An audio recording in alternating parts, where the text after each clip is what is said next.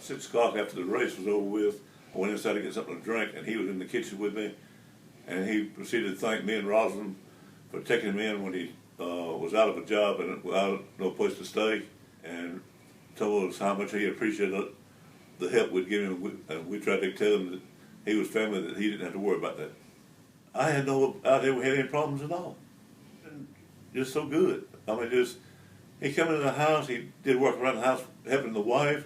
He went outside and did yard work that I hadn't been able to do for years. He got it all covered up, got the yards looking good, all on his own. We never asked him to do anything, never expected him to do anything. I was in the bed, covered up, with a CPAP mask on. And for some reason or other, usually nothing would wake me up, but for some reason or other, the door opening up woke me up, and then the light come on, and I started to raise up to see who was in there. Something touched me beside the head, and I figured it was my wife, that something was wrong, that she wanted to talk to me about it. So I reached my hand up for some reason. When I come down, my fingers went over the barrel of the gun.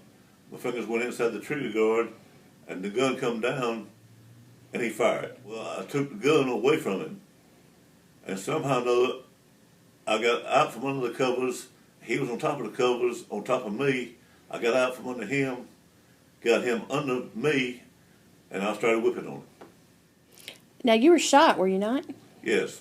The bullet went in under my scalp, between it and my skull, went along about 3 inches, sort of grazing my skull, and then come back out.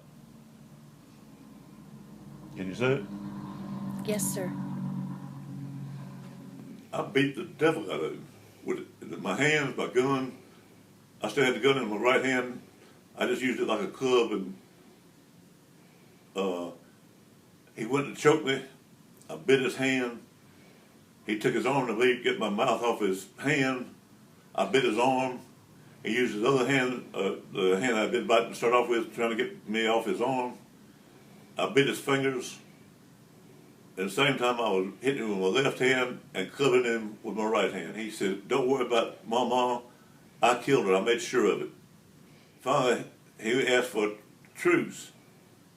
And I said, "All right." I said, "But don't you move."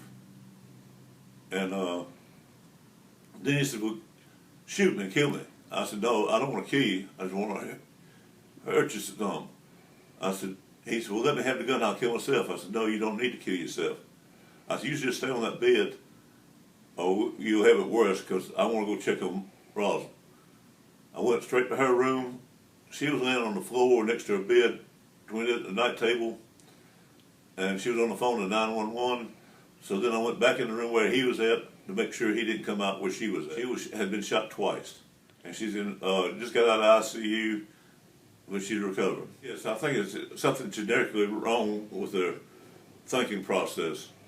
Because like I said, 95% of the time you can't find no better person, but then 5% of the time they just go completely like a different person altogether. I think he got upset at work, had a couple beers to get calmed down, and then snapped and went off his rocker.